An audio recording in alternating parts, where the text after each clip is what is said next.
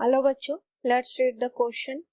By properly combining two prisms made of different materials, it is possible to option A have dispersion without average deviation, option B have deviation without dispersion, option C have both dispersion and average deviation, option D have neither dispersion nor average deviation.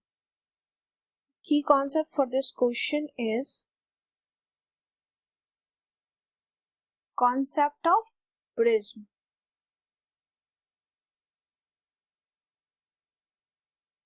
Prism का concept देखेंगे, लेकिन सबसे पहले हम समझते हैं कि dispersion and deviation क्या होता है.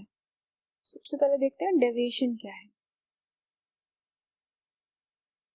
डेविएशन क्या है? अगर लाइट अपने पाथ से डेविएट कर जाए, मतलब लाइट डाइवर्ट कर जाए, चेंज कर ले अपना पाथ, तो light divert from its path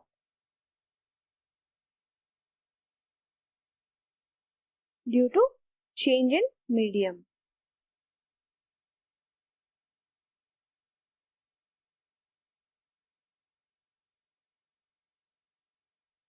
next term है हमारा डिस्पर्शन. डिस्पर्शन क्या है कि when light is allowed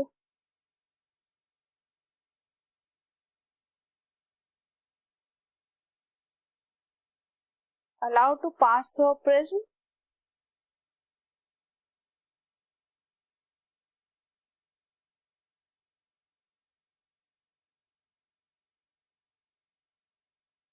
it split into disperse हो जाता है, मतलब split हो जाता है into 7 कलर्स में,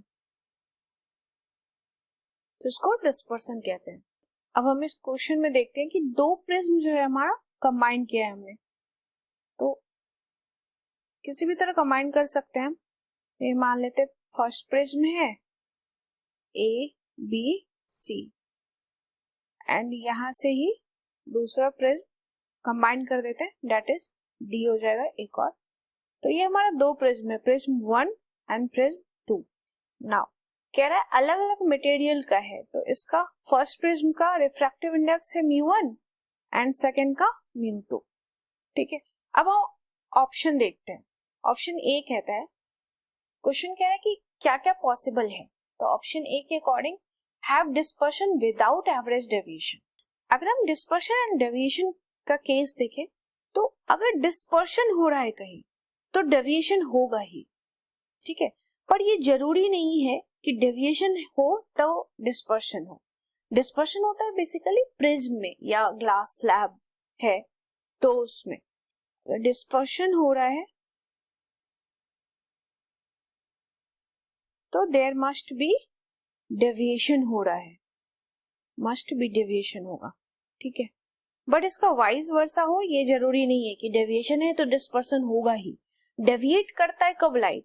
सिंपली जब चेंज हो जाता है मीडियम में, चेंज इन मीडियम. ठीक है, तो सिंपली है कि लाइट जो है अपने पाथ से डाइवर्ट हो जाता है. तो ये जरूरी नहीं है ना कि जब भी लाइट डाइवर्ट हो जाए तो वो डिस्पर्स हो जाए. ठीक है, लेकिन अगर लाइट डिस्पर्स हो रहा है तो ये फिक्स है कि वो डाइवर्ट हो ही रहा होगा तभी डिस्पर्स होगा. ये क्लियर है. अब देखते हैं हम ऑप्शन. तो ऑप्शन ए कहता है कि have dispersion without average deviation. अब यहाँ पे एक टर्म है कि एवरेज डेविएशन. डिस्पर्शन हो रहा है लेकिन बिना एवरेज डेविएशन के. तो डिस्पर्शन के लिए डेविएशन तो जरूरी है, लेकिन एवरेज डेविएशन नहीं भी हो सकता है, क्योंकि एवरेज डेविएशन तो हमारा refractive index of this two medium पे डिपेंड करेगा, दैट इज μ1 एंड μ2 पे. तो हाँ ये पॉसिबल है. ऑप्शन ए पॉसिबल है. Option B have deviation without dispersion.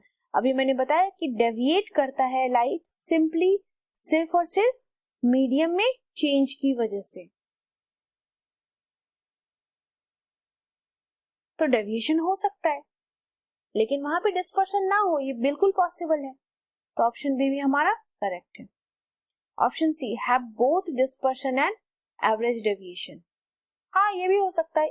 जब ए पॉसिबल है कि बिना एवरेज डेविएशन के डिस्पर्शन हो सकता है, तो ये भी पॉसिबल है कि डिस्पर्शन एंड एवरेज डेविएशन भी पॉसिबल है, जो डिपेंड करेगा रिफ्रैक्टिव इंडेक्स ऑफ मीडियम पे। तो ये तीनों केसेस पॉसिबल है। Option D, have neither dispersion nor average deviation. अगर दो प्रिज्म की कंबाइन से लाइट पास कर रहा है तो ना ही ये डिस्पर्स होगा ना ही डेविएट होगा। क्या ये पॉसिबल है? ये पॉसिबल नहीं है, क्योंकि मीडियम तो चेंज होगा ना। तो मीडियम चेंज होगा, एवरेज डेविएशन भी होगा, एंड प्रिज्म है तो डिस्पर्शन भी हो सकता है। तो ऑप्शन डी हमारा रॉन्ग है। तो हमारा आंसर हो जाता है यहाँ से कि पॉसिबल क्या क्या है, ए है, बी है एंड सी है। That is the answer. इस क्वेश्चन के लिए की कॉन्सेप्ट में हमने प्रिज्म का कॉन्सेप्ट देखा। दो प्रिज्म है जिसका एक का रिफ्रैक्टिव इंडेक्स हमने μ1 लिया, दूसरे का μ2, क्योंकि क्वेश्चन में दिया है कि अलग अलग मटेरियल का है। तो यहाँ पे डेविएशन एंड डिस्पर्शन में बेसिकली हमने डिफरेंस देखा। तो हमारा आंसर आ गया ए, बी एंड सी, ये तीनों पॉसिबल है। I hope you understood it well. Best of luck.